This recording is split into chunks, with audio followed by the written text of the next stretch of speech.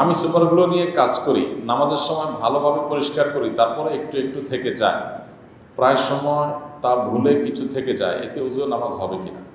না ভাই, এটা তো না, উজু নামাজ তো হবে না।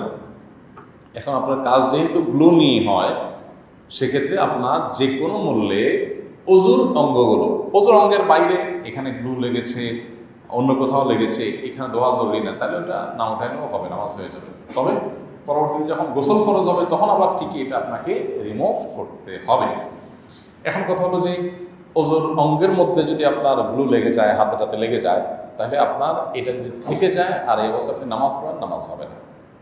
কারণ ওজোর জন্য অন্যতম পূর্বশর্ত পবিত্রতা অর্জন করা।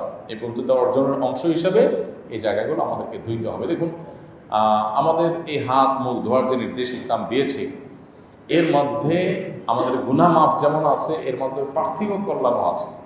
আমাদের ফ্রেশনেস আসে। আপনি যখন লং রুটে যাবেন, দেখবেন যে কিছুক্ষণ গাড়ি ড্রাইভ করার পর, গাড়ি চালানোর পরে ক্লান্তি চলে আসে, চোখে ঝিমানি চলে আসে, ঘুম চলে আসে, তখন মানুষ কী করে? থামায়, হাত মুখ ধোয়, তাই না? মুসলমানের এই সমস্ত কাহিনীর দরকার নেই, কারণ অটোমেটিক তার নামাজের সময় উজু করতে হবে।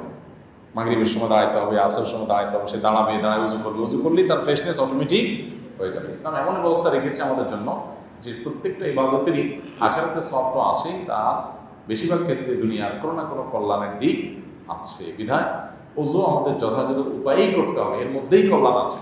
আপনার কোনো এক জায়গায় সুপারগুলো লেগে আছে, ওখানে আপনি পানি দিয়ে উজু করলেন, তাহলে এই সুপারগুলোর নিচে যে আপনার ত্বক, চামড়া, সেখানে তো পানি যায় নাই, সো উজু হবে না। তো চুল পরিমাণ জায়গাও ইচ্ছাকৃতভাবে বা জানা সত্ত্বে এরকম শুকনা রাখার কোনো সুযোগ নেই। আপনার যদি পরবর্তীতে টের পান, তাহলে তখনই আপনাকে এটা রিমুভ করে পুনরায় আপনার ওয়াক্তের মধ্যেই উজু করে আবার নামাজ পড়তে হবে, যদি আপনি টের পান যে এটা রয়ে গেছে। কারণ এটা ছাড়া আপনার নামাজ হবে। এখন কথা হলো যে আমার তো কষ্ট হয়, সুপারগ্লু নিয়ে কাজ করি, তাহলে এটা রিমুভ করতে কষ্ট হয়। কষ্ট যদি বেশি হবে, সওয়াব পাবেন। ইন্না আইজামাল জাযাই মা আইজামিল বালা।